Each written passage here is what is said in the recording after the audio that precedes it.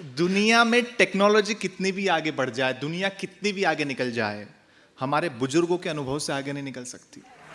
हाँ, वाह, मेरे दादाजी एकदम जबरदस्त। तो घर पे क्या हुआ, अभी इतनी गर्मी, आपके यहाँ तो क्लाइमेट ठीक है, आज मैं आया, हमारे यहाँ बहुत गर्मी पड़ रही है, तो मैंने एसी चालू किया, एसी चालू ही नहीं हुआ।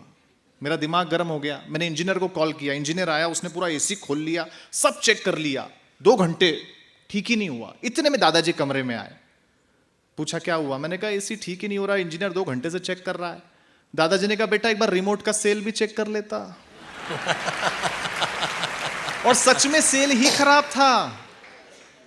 हाँ, जैसे रिमोट को ठोका एसी चालू हो गया। तब दादाजी बोले बेटा टेक्नोलॉजी कितनी भी आगे बढ़ जाए, काम तो ठोकने से ही हो रहा है। लेकिन एक समय ज्यादा नहीं है, इसलिए देखिए एक बात अपने दिल की कहता हूं, अगर आपके दिल तक पहुंचे तो वो तालियां देना जो अब तक नहीं दी। आज हम मारवाड़ी जहां कहीं हैं पूरी दुनिया में, वो केवल इसलिए हैं कि अगर मारवाड़ी के पास फ्लाइट से चलने का पैसा होता है तो वो ट्रेन से चलता है, अगर उसके पास ट्रेन से चलने का पैसा होता है तो वो बस से चलता है, अगर उसके पास बस से चलने का पैसा होता है तो वो ऑटो से चलता है, अगर उसके पास ऑटो से चलने का पैसा होता है तो वो साइकिल से चलता है, अगर उसके पास साइकिल से चलने का पैसा होता है तो वो पैदल चलता है। चलता रहता है, रुकता नहीं है, इसलिए मारवाड़ी पूरी दुनिया में तरक्की करता है। अच्छा अच्छा, वाह। तो बहुत सारे शादीशुदा लोग बैठे हैं, आप सबकी जानकारी के लिए बताऊं कि पिछले दिनों मेरी भी पहली बार शादी हुई। बहुत अच्छे, बधाई। सुभाष काबरा जी हमारे गुरु हैं, तो बताया, बोले अनुभव ज़्यादा है ना उनको इन मामलों में। तो सुभाष जी ने बताया नहीं नहीं, शादी होती है ना तो गिफ्ट देना पड़ता है, घुमाने लेके जाना पड़ता है। मैं बड़ों की बात में आ गया, कभी आप भी आए होंगे। मैंने सोने का हार खरीदा, पत्नी को गिफ्ट किया, उसने देखा, उसको बड़ा पसंद आया, वो पहनने लगी। पहनते पहनते पूछा ये असली तो है ना?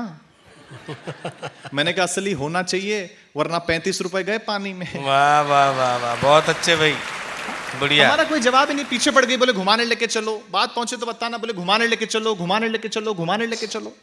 मैं उसे शमशान घाट पे ले गया। वो बोली ये कैसी जगह ले आए हो? मैंने कहा रे पगली, लोग मरते हैं यहाँ आने के लिए।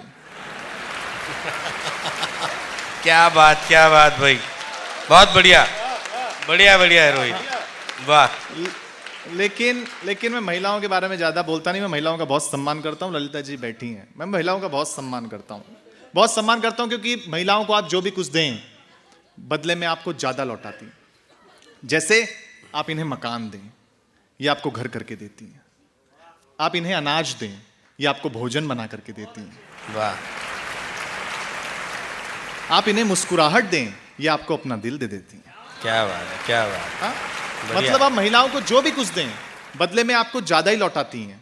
तो यदि हम इन्हें कोई छोटी मोटी तकलीफ दें जय हो। हाँ, बहुत बढ़िया ढंग से मैसेज दे दिया भाई, तो मारवाड़ी लोग समझ भी रहे हैं। तो बस एक अंतिम रूप से मैं 1 मिनट की कविता सुना देता हूँ, अपना स्थान लूंगा। आप एक बार तालियां बजा दीजिए, मेरा मन हो जाएगा। मैं स्वागत। धन्यवाद। एक दिन कृष्ण भगवान मेरे सपने में आए, बस मैंने वो क्या, आप क्योंकि हाथ से सुनना पसंद कर रहे हैं इसलिए सुना रहा हूँ। केवल 1 मिनट की कविता, छोटी सी है, तो आपका ज्यादा समय नहीं लेना चाहता हूँ। एक दिन कृष्ण भगवान मेरे सपने में आए, बातचीत की, एक एक पंक्ति पर आपकी दाद, आपकी तालियां मिले, निवेदन करता हूँ, सुनिए कि हे कृष्ण, आप इस कलयुग में आके तो देखो, आपने पहाड़ एक उंगली पे उठाया, अपने सर पे ऑफिस का बोझ उठा के तो देखो, आपने जवानी में कंस को मारा, दाऊद को हाथ लगा के तो देखो। अगली पंक्ति पर तालियां चाहता हूं कि आपने भरी महफिल में द्रौपदी को साड़ी पहनाई, मल्लिका को एक साड़ी पहना के तो देखो। आपने 16,000 गोपियों को अपनाया, आज एक का खर्चा तो उठा के देखो।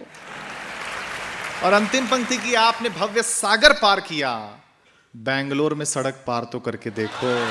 कृष्णा किस कलयुग में आके तो